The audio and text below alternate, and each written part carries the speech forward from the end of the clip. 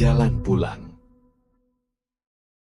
Segala puji dan syukur kepada Allah Subhanahu wa taala atas nikmat Allah pada hari ini kita bisa duduk di sini sharing. Saya ingin menyampaikan beberapa nasihat dari ulama tentang judul yang diberikan kepada saya, Parenting Islami.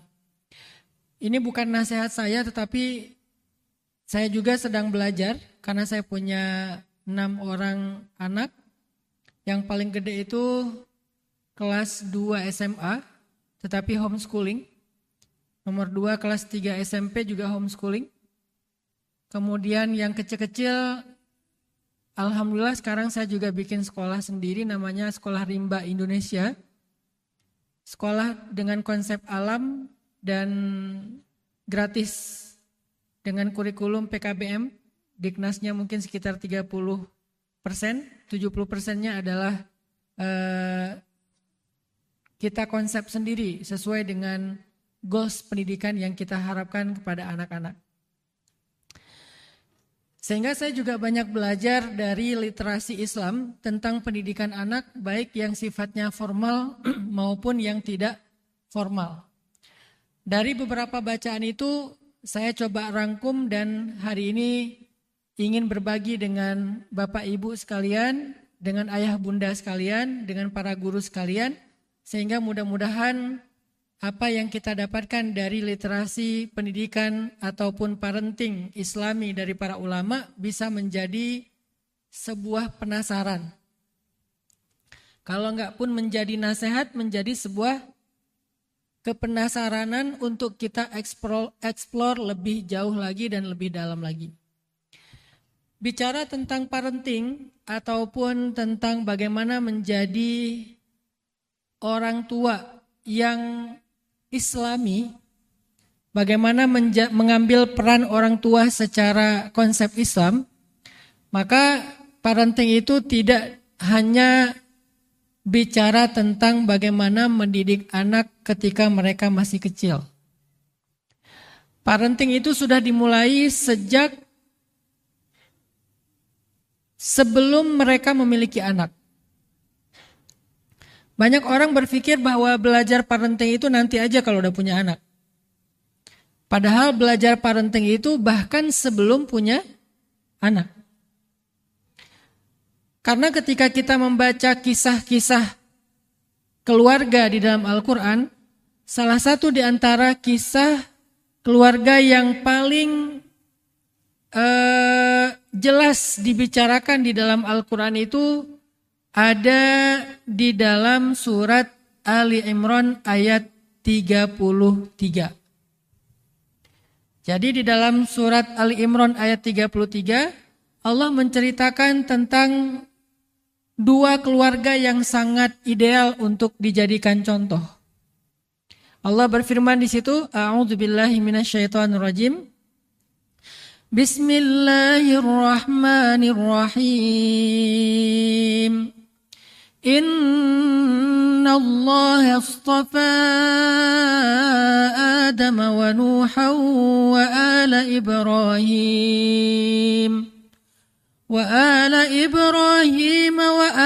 Imran ala al-alamin Zurriyatan ba'duha min ba'd Wallahu sami'un alim إذ قالت امرأة عمران رب إني نذرت لك ما في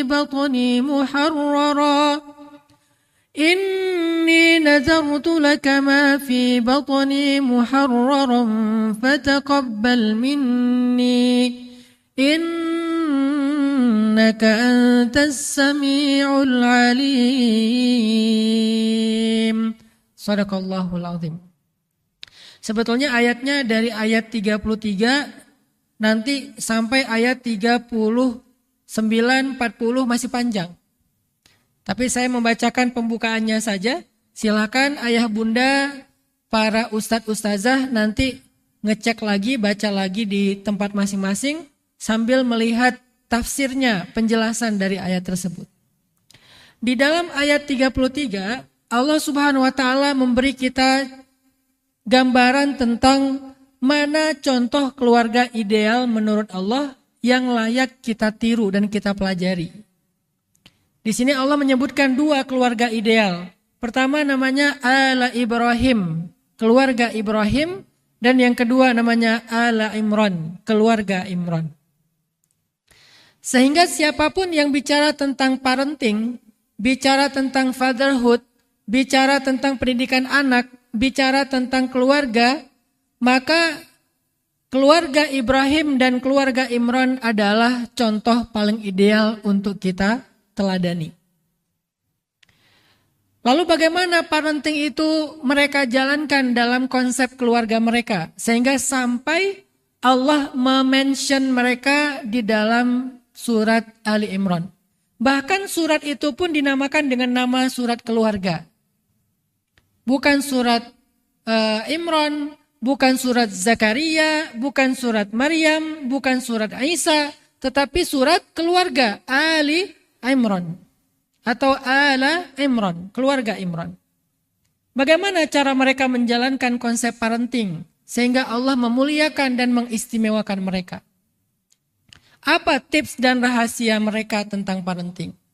Yang pertama, kalau kita ringkas, kalau kita resum secara mudah, konsep parenting mereka itu dimulai dengan sebuah doa dan harapan untuk memiliki keturunan yang baik. Dan ini hal yang sangat penting. Dalam bahasa Islam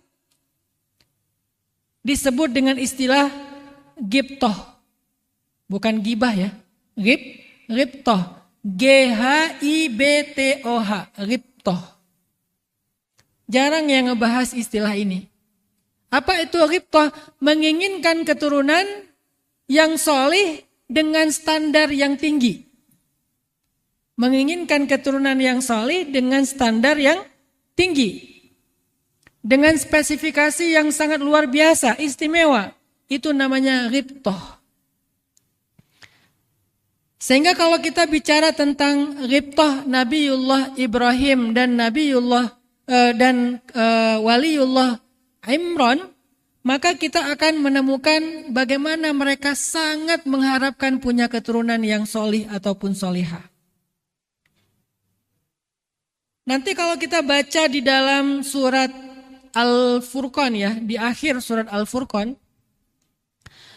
ketika Allah bicara tentang ciri-ciri hamba Allah yang penuh kasih sayang, ibadur rahman wa ibadur rahman, dan ciri-ciri hamba Allah yang penuh kasih sayang. Apa ciri-ciri mereka? Ternyata salah satu di antara ciri-ciri ibadur rahman, alladzina yaqulun rabbana hablana min azwajina wa dzurriyyatina qurrata a'yun waj'alna lil muttaqina imama. Ternyata ciri orang yang salih, ciri kekasih Allah, ciri hamba Allah yang dicintai Allah adalah mereka orang yang sangat menginginkan punya keluarga, khususnya keturunan yang solih-solihah. Itu ciri orang beriman. Semua orang beriman menginginkan itu.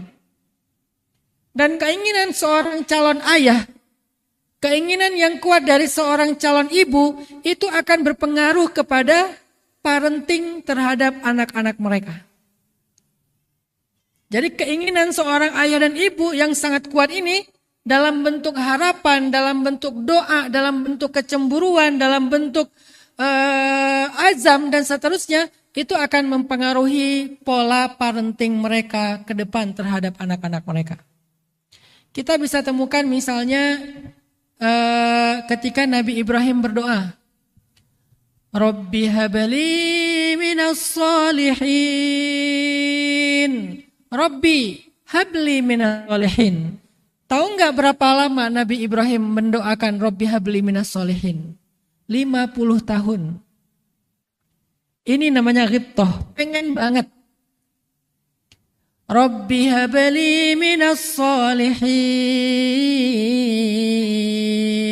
Dari sejak Nabi Ibrahim menikah dengan Sarah, Nabi Ibrahim sudah berdoa, Rabbi habli minas salihin.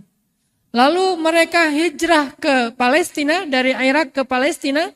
Rabbi habli minas solihin.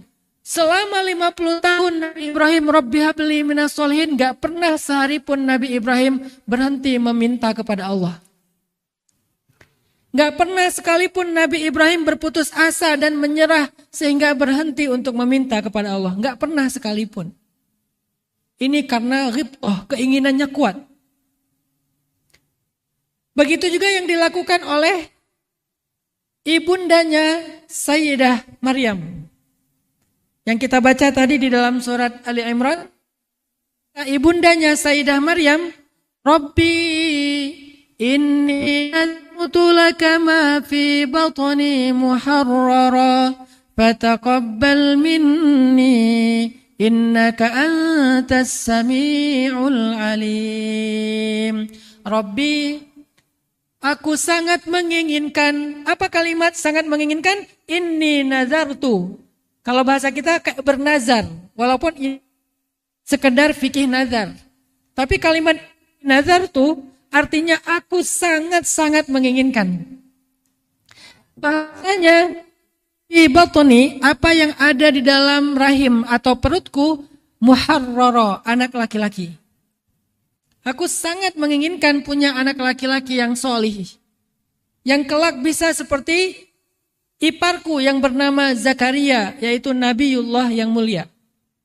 Innaka antas sami'ul alim. Engkau maha mendengar doa-doaku. Engkau maha mengetahui apa yang ada di dalam rahim atau perutku, ya Allah. Ini adalah doa harapan ghibthahnya ibunda Sayyidah Maryam. Kita juga membaca hal yang sama terjadi kepada Nabi Zakaria. Yang paling panjang itu ada baik di surat Ali Imran, nanti kelanjutan dari kisah ini. Ada juga di dalam surat Maryam itu sendiri. Rabbi inni wahanal azmu minni washta'ala ar-ra'su shayba wa lam akun bidu'aika rabbi shaqiyya wa inni khiftul mawaliya min warai wa kanat imraati 'aqira fahab li min ladunka waliya. Coba, doanya panjang banget. Rabbi, tulangku sudah melemah. Tulangku sudah bungkuk. Artinya udah tua. Washta'ala ar-ra'su syaiba. Seluruh rambutku sudah bercahaya dengan warna putih. Artinya sudah beruban. Walam akum bidu'aika rabbi syaqiyya. Tapi aku enggak pernah sedikit pun mengeluh dan berputus asa dalam berdoa kepadamu meminta keturunan. Berapa tahun? Sama seperti Ibrahim, lebih dari 50 tahun Nabi Zakaria meminta keturunan. Inni khiftul mawaliya min warai. Aku takut kalau aku nanti wafat, tidak ada lagi yang meneruskan dakwahku setelah aku wafat. Wa kanat imraati aqira. Sedangkan istriku sudah mandul, sudah menopause, sudah tua, enggak mungkin punya anak. Tapi apakah aku menyerah? Fahabli min ladunka waliya. Beri aku keturunan, ya Allah. Walaupun aku sudah lemah, rambutku sudah beruban, istriku sudah menopause, masih bilang habli min ladunka waliya. Beri aku keturunan, ya Allah. Itu namanya ghibthah. Itu namanya azam. Itu namanya harapan dan keinginan yang sangat kuat dari orang tua. Itu penting sekali dalam parenting. Sehingga bicara tentang parenting tadi saya katakan bukan bicara tentang teori bagaimana mendidik anak saja setelah anak itu lahir. Tapi bahkan dimulai dari sejak awal menginginkan punya anak. Baik sebelum menikah apalagi setelah menikah. Dengan keinginan yang kuat, dengan harapan yang besar, dengan konsistensi yang lama, terus menerus berharap kepada Allah. Pada akhirnya Allah Subhanahu wa ta'ala mengabulkan. Bahkan Nabi Zakaria, ketika kan Nabi Zakaria ini yang merawat Sayyidah Maryam. Jadi kalau secara nasab Sayyidah Maryam itu adalah ponakannya Zakaria. Karena istri Zakaria dengan istri Imran itu adik kakak. Berarti Maryam adalah ponakan Zakaria.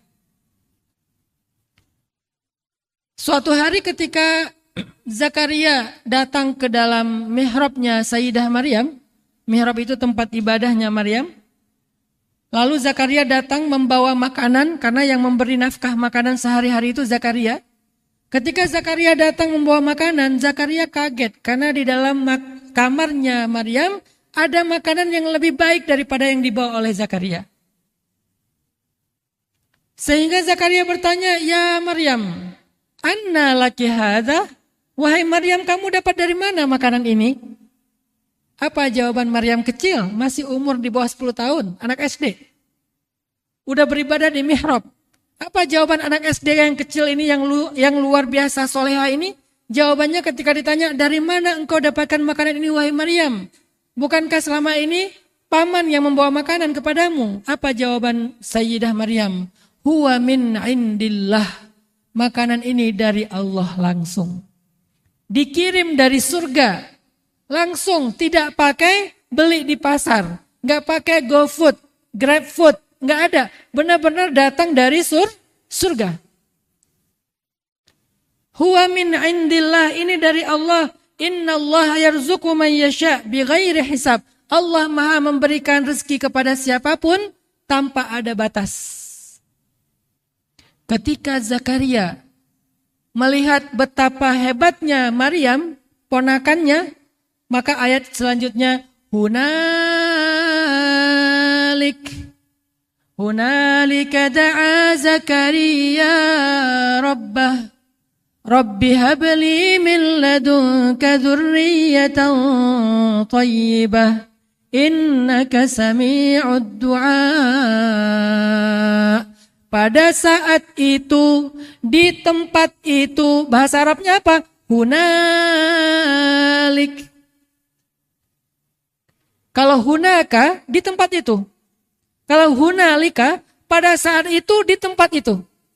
Jadi ketika Zakaria ngelihat Maryam dapat makanan langsung dari surga, di tempat itu juga, pada saat itu juga, Zakaria makin pengen punya anak seperti Maryam.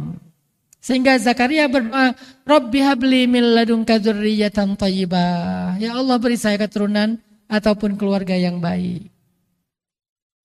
Sehingga akhirnya setelah Ibrahim alaihissalam lebih dari 50 tahun berdoa minta anak, sampai kemudian menikah lagi dengan Sayyidah Hajar, setelah Sayyidah Sarah. Setelah menikah dengan Sarah, menikah dengan Hajar, karena berharap memiliki keturunan dan terus berdoa, maka Allah memberikan kabar gembira kepada Ibrahim.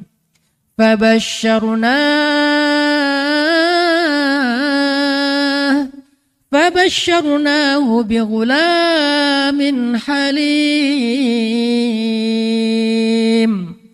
Maka kami berikan berita gembira kepada Ibrahim bahwa dia akan punya anak laki-laki yang sangat penyabar. Coba. Belum ada parenting, tapi anaknya udah jadi. Belum ada kurikulum, belum ada program, belum disekolahin, tapi udah punya sifat. Apa sifatnya? Halim, sangat penyabar, gak pernah marah. Ini rahasia besar nih. Kalau kita bertanya gimana mendidik anak biar gak emosi, biar gak temperamen, biar gak tantrum, biar gak marah-marah, biar gak kasar, biar gak suka mendebat orang tua. Kita bicara tentang kurikulum. Kita bicara tentang program, padahal Al-Quran sudah menyinggung itu, bahkan itu bisa dilakukan sebelum anak itu lahir. Fabashsharna, kami berikan berita gembira kepada Ibrahim. Dengan apa? Bighulam, anak laki-laki. Gulamin halim, anak laki-laki yang sangat penyabar. Halim atau hilmun itu sifat penyabar yang tidak mudah marah. Apakah cuma satu? Dikasih lagi. dengan berita gembira kedua. Bighulam, anak kedua. Bighulamin alim. Anak pertama namanya Ghulamun Halim. Anak kedua namanya Ghulamun Alim. Apa itu Ghulamun Alim? Anak yang sangat bijaksana dan cerdas. Anak pertama yang Halim namanya Ismail. Anak kedua yang Alim namanya Ishak. Jadi belum ada parenting konsep, belum ada pendidikan apapun dari orang tua, udah punya sifat mulia. Yang satu sifatnya adalah Halim, sangat penyabar. Yang kedua sifatnya Alim, sangat bijaksana dan cerdas. Apa rahasianya? Ghibtoh. Ghibtoh itu apa tadi? Keinginan yang kuat, besar, dan standarnya tinggi. Harus punya standar, harus punya spesifikasi yang jelas. Sehingga dengan spesifikasi yang jelas itu, Allah akan berikan langsung sifatnya seperti yang kita inginkan. Belum jadi dalam program parenting, belum ada. Tapi karena keinginan kita jelas, Allah berikan seperti yang kita inginkan. Dan saya membuktikan itu sendiri. Saya pengen punya anak, ketika saya pengen punya anak, saya ghibtoh. Jelas, anak yang saya inginkan itu kenapa? Harus ada lillahnya, nggak boleh hanya karena nafsu. Pertama lillah, kedua spesifikasinya apa? Saya pengen banget punya anak laki-laki yang gondrong. Sampai segitu, yang gondrong. Karena para nabi itu rata-rata gondrong, segini rambutnya. Dan ketika saya bikin sekolah rimba Indonesia, peraturannya nggak boleh melarang anak untuk memanjangkan rambut. Saya orangnya out of the box. Kalau di banyak sekolah harus pendekin rambut, katanya biar rapi. Menurut saya justru para nabi itu simbol kerapian. Teladan dalam kerapian, dan mereka gondrong segini. Sehingga Yahya gondrong.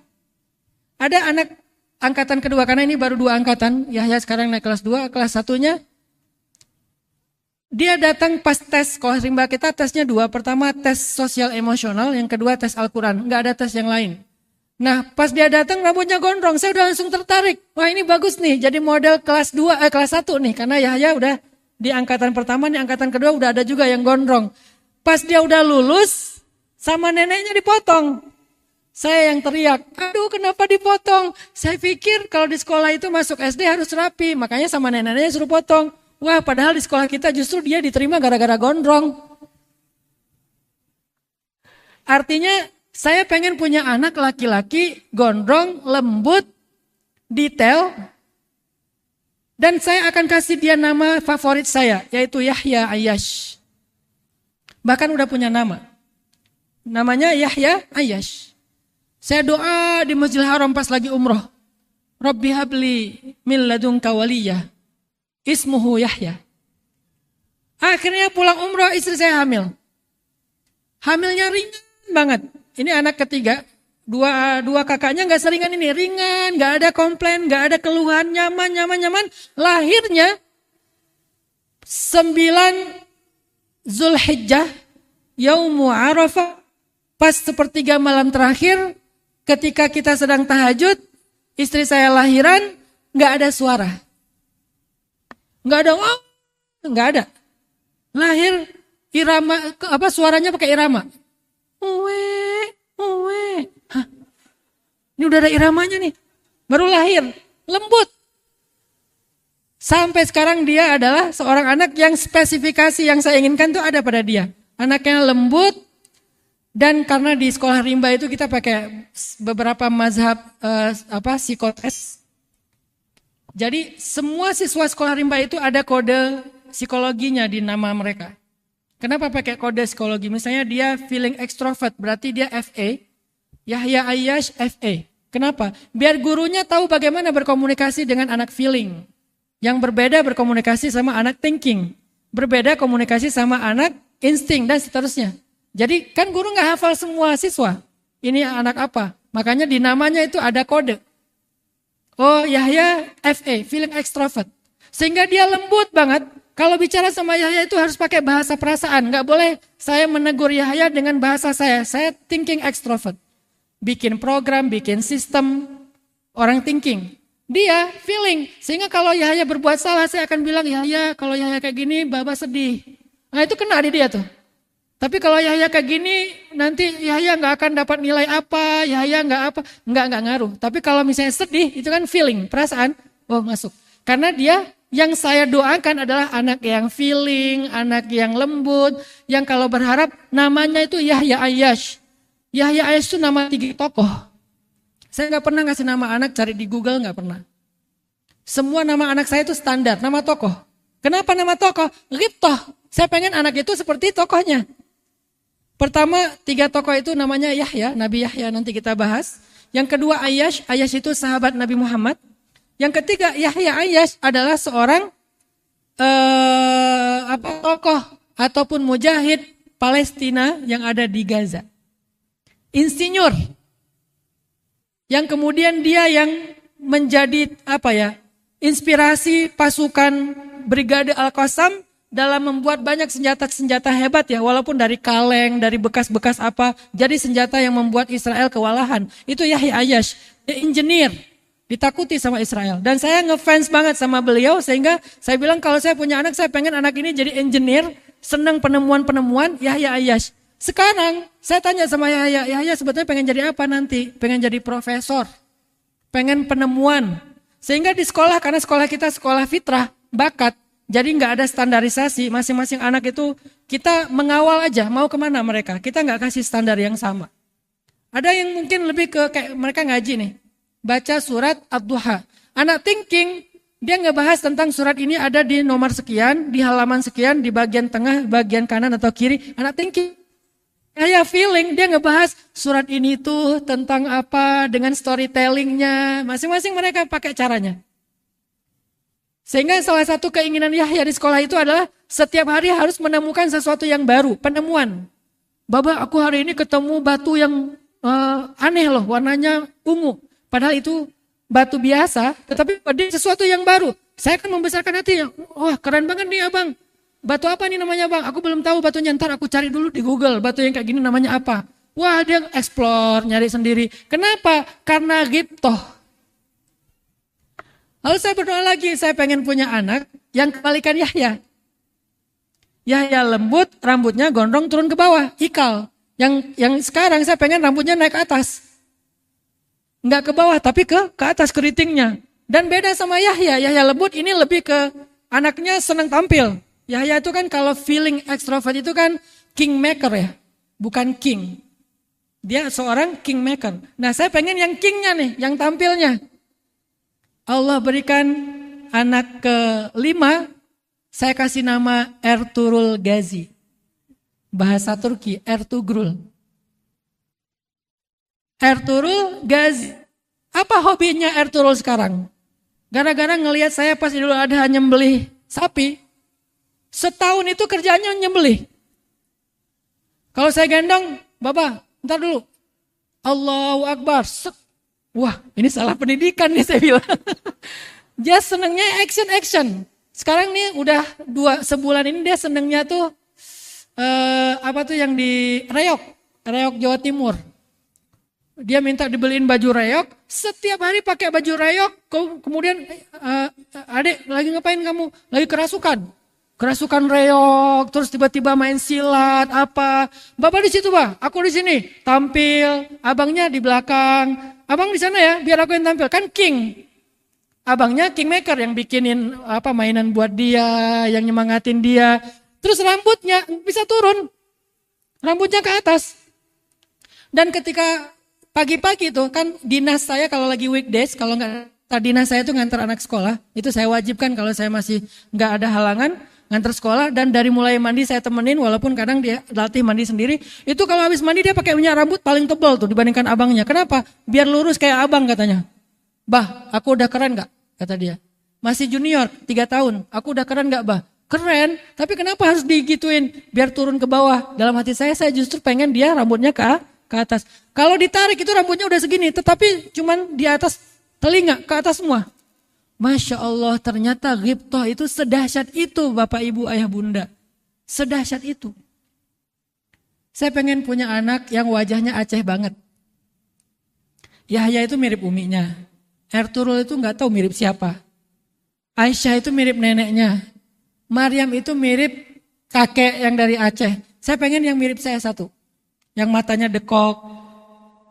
Yang mukanya muka Aceh banget lah gitu ya. Ya Allah, berikan saya anak perempuan tapi mukanya muka Aceh. Saya kasih nama dia nama Mutia, nama Aceh. Mutia itu sebetulnya bahasa Arab. Mutiah, perempuan yang taat. Terus sampai di Indonesia jadi Mutia. Alhamdulillah dikaruniai Mutia yang paling putih sendiri, hidungnya lebih mancung, matanya dekok, malah lebih keren daripada saya sendiri. Jadi saya ngerasa, wah ini Aceh versi Turki. Masya Allah, Alhamdulillah. Persis seperti yang diinginkan. Dulu ketika awal menginginkan Aisyah, Maryam juga kayak gitu. Ya Allah, saya pengen anak pertama itu kalau perempuan saya kasih nama Aisyah. Kedua Maryam. Gara-gara saya pengen menamakan anak saya Maryam, dia lahir seperti Sayyidah Maryam melahirkan Isa. Gak ada yang nolongin. Maryam lahir, saya yang bidan. Udah terlanjur mau lahiran, saya belum punya uang waktu itu, akhirnya bidannya juga nggak ada yang datang. Ya udah saya bilang bismillah, lahiran saya aja yang jadi bidan. Tutup semuanya, ayo tarik nafas, lepaskan pelan-pelan, tarik nafas lagi, santai. Ya udah tenang dulu. Ya terus akhirnya keluar kepalanya sedikit, saya tarik. Udah bingung. Alhamdulillah selamat. Dan kemudian setelah dia udah lahir, saya nggak tahu cara motong plasenta. Ternyata harus dijepit dulu baru dipotong. Nah karena saya nggak ngerti caranya, baru saya telepon ambulan, baru ambulan datang itu udah tindakan, akhirnya ambulan datang dengan perawat, baru selesai dibawa ke rumah sakit, alhamdulillah beres. Tapi sampai hari ini Maryam itu paling dekat itu sama saya. Mungkin karena wajah pertama yang dia lihat di muka bumi itu muka bapaknya. Wah ini yang dulu narik-narik saya nih. Sekarang dia tuh bapaknya wannabe banget lah. Saya kan bikin semacam beberapa usaha lah kayak gitu ya, ada resort, ada apa. Dia bilang, "Bah, aku pengen lebih daripada Babah. Aku pengen," sekarang dia udah hampir khatam Al-Quran hafalannya, kelas 3 SMP. Dan saya gak pernah membuat anak saya itu stres dengan hafalan. Kamu pokoknya harus kelas sekian harus hafiz enggak. Dia sendiri aja yang pengen. Kakaknya baru 5 juz, yang kelas 2 SMA. Adiknya yang kelas 3 SMP mau selesai. Buat saya bilang ke Aisyah jangan berkecil hati ya. Karena buat Baba, kalian gak pernah sama. Jadi kehebatan kalian tuh beda-beda. Aisyah tuh seniman. Dia senang ngelukis, bikin animasi segala macam. Kalau Maryam senangnya hal-hal yang sifatnya kompetitif. Dia kalau ada kompetitor, dia lari. Kalau gak ada dia santai. Itu saya banget tuh. Sehingga apa yang kita inginkan dalam doa, dalam harapan, itu tuh saya sendiri membuktikan di 5 anak, 5-5-nya persis seperti ghibthahnya saya. Kok Ustadz semua sih bukan istrinya? Ya alhamdulillah istri saya sepakat dengan keinginan saya. Kita nanti anaknya gini, ya ikut alhamdulillah. Akhirnya 5-5-nya persis seperti doa itu. Masya Allah. Dan saya sendiri adalah hasil ghibthah ibu saya. Ketika ibu saya hamil, ngandung saya dalam kandungannya, ibu saya megang-megang perutnya sambil berdoa, ya Allah, semoga anak saya ini jadi juara musabaqah nasional tingkat anak-anak seperti itu. Karena waktu itu lagi ada penampilan juara musabaqah tingkat anak-anak. 12 tahun kemudian saya ikut musabaqah di Pekanbaru Riau, tingkat anak-anak, tilawah juara 1 nasional dari Aceh. Persis kata ibu saya, ini yang emak doakan 12 tahun yang lalu bang. Oh gitu, kenapa emak doain saya juara musabaqah? Kalau emak doain saya jadi Ronaldo, saya udah kaya nih. Bercanda, tapi artinya spesifik kan? Ya Allah jadikan anak saya ini juara nasional. Setelah juara nasional anak-anak ikut, karena gak boleh ikut lagi di bidang yang sama, ikut hafiz 1 juz plus tilawah di Palu, juara lagi. Ikut remaja, sampai di Mesir masih ikut musabaqah. Jadi saya berpikir kenapa dunia saya kok MTQ ya. Sampai kemudian saya gantung sepatu, pas pulang dari Mesir udah gak ikut lagi, karena udah fokus di dakwah. Itu karena doa ibu saya.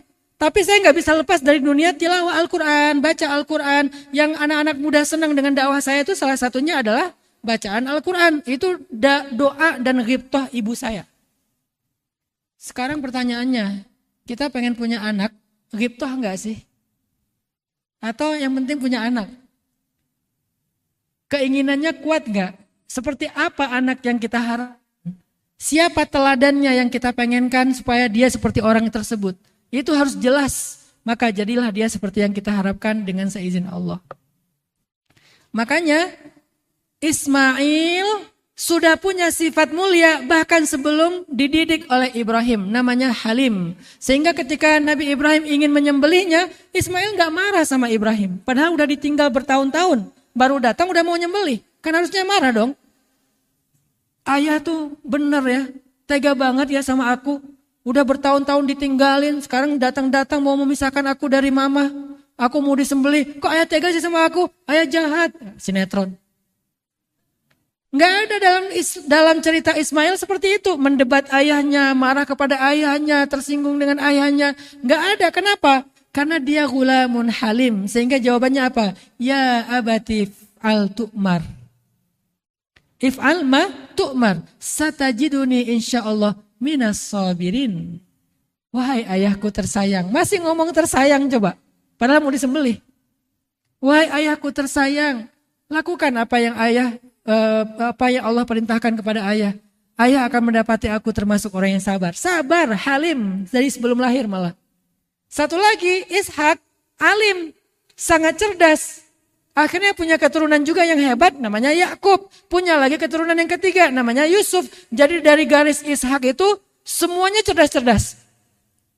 Dari garis Ismail, sabar-sabar. Termasuk yang luar biasanya dari garis Ismail muncullah sosok yang paling sempurna, Nabiullah Muhammad Sallallahu Alaihi Wasallam. Ini namanya ghibtah, dahsyat. Bagaimana dengan kisah Zakaria? Allah berfirman, setelah 50 tahun lebih Zakaria, Rabbi habli min ladunka waliya, Rabbi. Akhirnya Allah berfirman, Ya Zakaria, wahai Zakaria, inna nubashiruka bighulam. Kami berikan berita gembira kepadamu dengan kelahiran anak laki-laki. Lalu Allah sendiri yang ngasih nama. Ismuhu Yahya. Namanya adalah Yahya. Kita masih merasa enggak bangga dengan nama-nama yang mulia itu. Allah sendiri loh yang kasih nama dari langit. Bukan dari Google.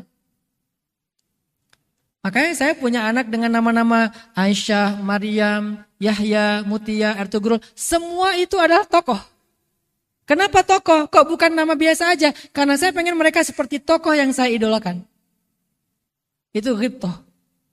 Ismuhu Yahya, namanya Yahya.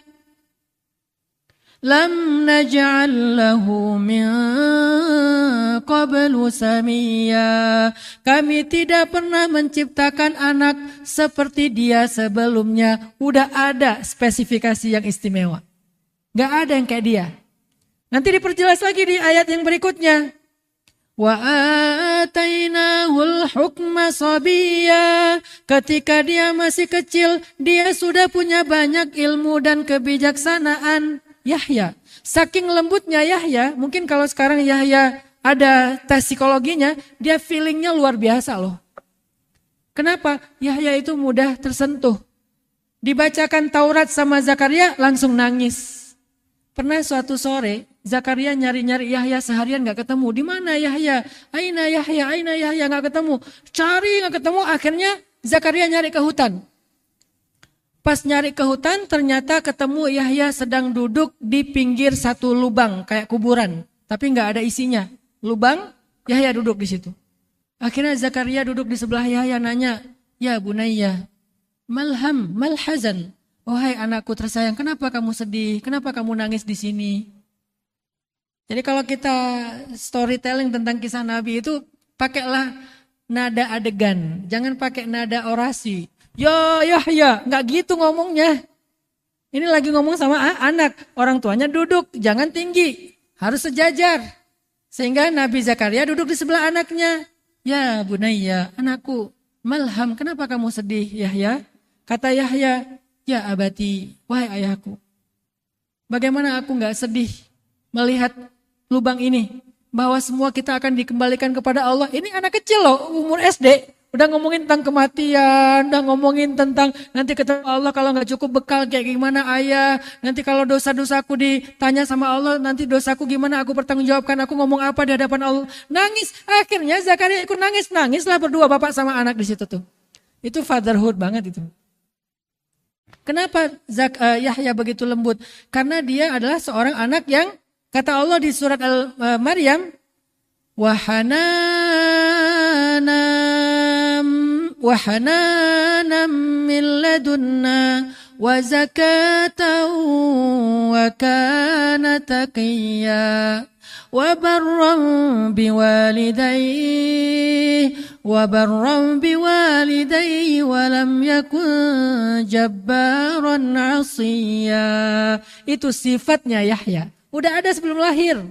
Hanan, lembut. Zakatan, suci. Taqiyan, bertakwa. Barron, sangat baik kepada orang tua. Walam yaj'al lahu jabbaron asiyah. Enggak pernah berperilaku kasar apalagi berbuat maksiat. Itulah Yahya dari kecil. Dari sebelum lahir bahkan. Apa rahasianya? Ghibtoh dari Nabiullah Zakaria. Terus bagaimana dengan kisah istrinya Imran yang tadi pengen punya anak laki-laki dan pengen dijadikan sebagai khadimul haram. Menjadi khadim itu apa ya kalau di kita itu istilahnya marbot. Khadimul haram artinya marbot yang berkhidmat untuk Masjidil Haram Al-Aqsa. Karena Masjidil Haram itu ada 3. Masjidil Haram Makkah, Ka'bah, Masjidil Haram Nabawi dan Masjidil Haram Al-Aqsa. Khadimul Haram Al-Aqsa. Ya Allah beri saya anak laki-laki, nanti dia akan saya jadikan sebagai khadim, sebagai pembantu marbot di masjidmu yang mulia yaitu Masjid Al-Aqsa, membantu Nabiullah Zakaria. Pengen kayak gitu, spesifik. Tapi qadarullah, ternyata yang lahir adalah anak perempuan, bukan anak laki-laki. Terus gimana dong? Gimana dengan ghibtohnya? Katanya persis, kenapa ini yang lahir justru anak perempuan, bukan anak laki-laki seperti yang dia inginkan. Sehingga ketika udah lahir, istri Imran mengatakan, Rabbi inni wada'tuha unsa. Ya Allah, aku melahirkan anak perempuan, gimana nih? Aku melahirkan anak perempuan, terus gimana nih? Maka Allah Subhanahu wa taala mengatakan, walaysa dzakaru kal unsa. Kemudian inni samaituha Maryam wa inni u'idzuha bika wa dzurriyyataha minasyaitonir rajim. Walaupun anaknya perempuan, tapi karena sudah sangat menginginkan menjadi khadimul haram, akhirnya anak perempuan itu dinamakan dengan nama Maryam. Apa arti Maryam? Maryam itu artinya pembantu perempuan. Itu bahasa, bukan nama, bukan ismul alam awalnya, tetapi dia kalimat yang memiliki arti. Jadi Maryam dalam bahasa Ibrani artinya perempuan yang berkhidmat, khadimah. Kalau laki-laki khadim, kalau perempuan khadimah. Nah, nama lain dari seorang khadimah adalah Maryam. Sama kayak Masyitoh. Masyitoh itu bukan nama orang, tetapi itu adalah panggilan. Karena dia seorang juru riasnya anak Fir'aun, mulai dari merias rambutnya, merias pakaiannya. Sehingga juru rias dalam bahasa dulu disebut dengan Masyitoh, yang menyisir rambut anak Fir'aun. Nah, yang berkhidmat membersihkan masjid, ganti air untuk orang wudhu, dan seterusnya di Masjidil Haram Al-Aqsa, itu kalau perempuan namanya Maryam. Kalau laki-laki namanya Khadim. Kalau perempuan namanya Maryam. Akhirnya dikasih nama Maryam. Lalu ternyata walaupun dia perempuan, walaupun dia bukan seperti yang diinginkan ibunya sebagai anak laki-laki yang bisa menggantikan Zakaria, ternyata anak perempuan ini tetap bisa diterima di Masjidil Aqsa. Fataqabbalaha rabbuha biqabul. Allah menerima Maryam di Masjidil Aqsa. Usia 4 tahun junior, Maryam udah sekolah di Masjidil Aqsa. Jadi sekolah juniornya di Masjidil Aqsa. Dididik oleh orang yang paling mulia yaitu Nabiullah Zakaria. Dan itu kali pertama perempuan boleh tinggal di masjid dalam tradisi umat Yahudi waktu itu. Karena orang Yahudi itu mereka membedakan antara laki-laki dan perempuan. Walaisa dzakaru kal untha. Jadi kalau sekarang mereka teriak-teriak gender, teriak-teriak tentang persamaan hak, teriak-teriak tentang kemerdekaan, itu bohong. Kenapa? Karena sejarah mengatakan dulu mereka lah yang paling zalim kepada perempuan selain orang jahiliyah di zaman Nabi. Perempuan dianggap rendah, perempuan dianggap hina, perempuan gak punya hak yang sama dengan laki-laki, perempuan gak boleh belajar di masjid, perempuan itu gak boleh tinggi-tinggi sekolahnya. Itu tradisi Yahudi. Tapi dengan kelahiran Sayyidah Maryam, Allah ingin merubah tradisi itu untuk menyamakan antara hak laki-laki dengan perempuan. Berarti agama Tauhid adalah satu-satunya agama yang selalu menghargai perempuan baik dari zaman Taurat, Injil sampai Al-Quran. Udah punya konsep menghargai perempuan sejak dulu, bahkan ketika sejarah merendahkan perempuan. Walaisa dzakaru kal unsa, laki-laki enggak sama dengan perempuan. Perempuan enggak usah sekolah tinggi-tinggi. Dengan lahirnya Maryam, Allah rubah. Akhirnya untuk pertama kalinya fataqabbalaha rabbuha biqabulin hasan. Allah menerima perempuan sekolah di Masjidil Aqsa. Itu apa? Angkatan pertamanya perempuan di Masjidil Aqsa diterima. Lalu dari Maryam tumbuhlah dia menjadi seorang perempuan yang sangat istimewa. Satu dari 4 perempuan yang sempurna di muka bumi. Asiyah, Maryam, Khadijah, Fatimah. 4 perempuan yang sempurna. Kalau Aisyah itu bukan perempuan sempurna tetapi perempuan istimewa. Bahasanya beda. Kalau 4 ini sempurna. Kalau Aisyah istimewa. Maksudnya istimewa nggak akan nggak akan lengkap kalau nggak ada Aisyah. Jadi 4 perempuan ini nggak lengkap kalau nggak ada yang kelima. Apa yang kelima? Sayyidah Aisyah. Masing-masing mereka punya kehebatan masing-masing. Maka tumbuhlah Maryam, fa'ambataha nabatan hasan. Tumbuhlah Maryam dengan pertumbuhan yang baik. Sampai kemudian Allah kabulkan doa ibunya Maryam. Lewat Maryam muncullah anak laki-laki yang lebih hebat daripada ibunya, yaitu Sayyidina Isa alaihissalam. Akhirnya keluarga Imran punya 2 sekaligus. Anak perempuan mereka dan cucu laki-laki mereka. Dua-duanya soleh dan solehah. Persis seperti yang diinginkan oleh neneknya Isa, yaitu istrinya Imran. Punya anak yang nanti akan mereformasi Masjidil Aqsa dari berbagai macam kejahiliahannya orang Yahudi. Dan dia adalah Rasul yang menerima kitab suci. Kalau Zakaria, kalau Yahya bukan Rasul tetapi Nabi. Sedangkan Isa Rasul yang menerima kitab suci yaitu Injil. Inilah dahsyatnya Ghibtoh.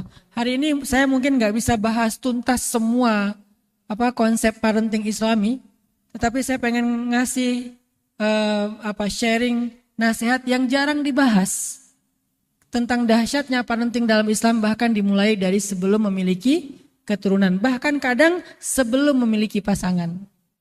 Pengen banget, keinginan yang kuat, jelas maunya apa, seperti apa sifat-sifatnya. Dan itu semuanya karena Allah Subhanahu Wa Taala, Allah wujudkan insya Allah. Mudah-mudahan Ghibtoh ini bisa kita coba terapkan dalam kehidupan kita. Bagaimana kalau anak udah lahir Ustaz? Masih bisa dighibtohin enggak? Masih. Tapi mungkin harus dibantu dengan effort kita dalam mendidik. Kalau belum lahir dia udah jadi, bahkan sebelum lahir udah jadi sifatnya. Kalau udah lahir ya kita harus mengusahakannya, mendidik dengan terbaik. Tetapi tidak ada pendidikan yang lebih baik daripada pendidikan memberikan contoh, daripada sekedar memberikan narasi. Ini yang berat sebetulnya, semua kita tahu. Tapi kadang-kadang PR-nya dari ayahnya nih. Makanya saya punya program fatherhood. Saya nggak bikin program motherhood karena ibu-ibu insya Allah udah lebih serius mendidik anak daripada bapak-bapak. Bapak-bapak bukan nggak serius, tapi lebih serius cari duit. Mereka serius pengen didik anak, cuma lebih serius lagi dengan mencari nafkah. Sehingga sedikit waktu buat anak. Nah, maka kalau kita belajar dari Ibrahim, belajar dari Zakaria, belajar dari Imran, ternyata peran ayah itu luar biasa walaupun ayah nggak selalu bisa hadir. Saya mengutip kalimat dari Ustadz Ajubendri ya. Itu juga saya pakai dalam kehidupan pendidikan anak-anak saya. Ayah tidak harus selalu ada, tetapi ayah itu yang tepat. Tidak harus selalu ada, tetapi ada di waktu yang tepat. Di antara waktu yang tepat itu, 1, ketika anak sakit, 2, ketika anak sedih, 3, ketika anak tampil. Itu ayah penting untuk ada. Kalau anak tampil ayah nggak ada, usahakan ayah update bagaimana dia tampil. Misalnya saya lagi keluar kota nih, Yahya tampil, lagi baca puisi bahasa Inggris, You Are My Hero. Baba, You Are My Hero. Dia bikin puisi itu. Baba, kamu adalah pahlawanku. Dia baca, saya bilang ke guru, boleh minta tolong direkam, Yahya tampil, aku pengen tahu detailnya gimana. Yahya tadi kamu baca yang itu kenapa kalimatnya diganti? Soalnya diganti sama Miss Ita, kata saya. Berarti dia tahu kalau saya itu menonton penampilan dia walaupun cuman secara online. Saya nonton sehingga saya bisa komen. Keren abang tadi tampilnya, bahasa pronunciation-nya udah bagus banget. Mantap, pokoknya abang dapat hadiah apa? Ini hadiah buat Baba. Jadi ayah ada ketika anak tampil, walaupun mungkin ada kondisi kita nggak bisa hadir, tetapi kita ada, dalam artinya kita perhatian. Ya banyak lagi tips-tips dalam Islam tentang pendidikan anak dari Rasulullah, dari Ali bin Abi Thalib, dari banyak tokoh-tokoh Islam yang mulia. Tetapi yang paling penting buat saya adalah anak itu adalah semacam sebuah investasi ataupun warisan orang tua. Maka wariskanlah kepada mereka sebuah mimpi orang tua. Bukan mendoktrin ya, tetapi menyemangati mereka. Apalagi mimpi itu berkaitan dengan mimpi dakwah, mimpi peradaban, mimpi Islam. Itu memang harus kita wariskan. Muhammad Al-Fatih adalah warisan ataupun sebuah harapan dari ayahnya, kakeknya, buyutnya, bahkan sampai Seljuk. Semuanya pengen membebaskan Konstantinopel. Baru akhirnya muncul pada zaman Muhammad Al-Fatih. Saifuddin Qutus juga demikian. Salahuddin Al-Ayyubi juga demikian. Abdurrahman Ad-Dakhil juga demikian. Siapa lagi? Umar bin Abdul Aziz juga demikian. Banyak tokoh-tokoh yang hebat itu adalah karena harapan dan warisan orang tuanya. Aku pengen banget ke sana, nggak sampai diwariskan kepada generasi kedua, nggak sampai juga, tapi udah makin dekat kepada generasi ketiga. Akhirnya sampai juga. Saya punya mimpi dan saya sekarang sedang coba mewariskan itu kepada anak-anak saya. Apa mimpi kita tentang Islam? Apa mimpi kita tentang ajaran Nabi, dakwah? Udah punya belum? Kalau udah punya, yuk kita coba wariskan kepada anak kita. Kalau belum punya, coba pelajari dulu. Kenapa kita harus punya mimpi itu? Insya Allah lain kali saya akan berbagi mungkin dengan nasihat-nasihat lain lagi dari para ulama atau mungkin para pemateri yang lebih expert dari saya. Saya hanya mengutip beberapa saja yang saya pakai secara pribadi juga dalam parenting saya di rumah bersama anak-anak. Semoga ini tadi seperti kata saya di awal menjadi penasaran untuk kita eksplor sendiri, kita gali lagi dalam khazanah Islam.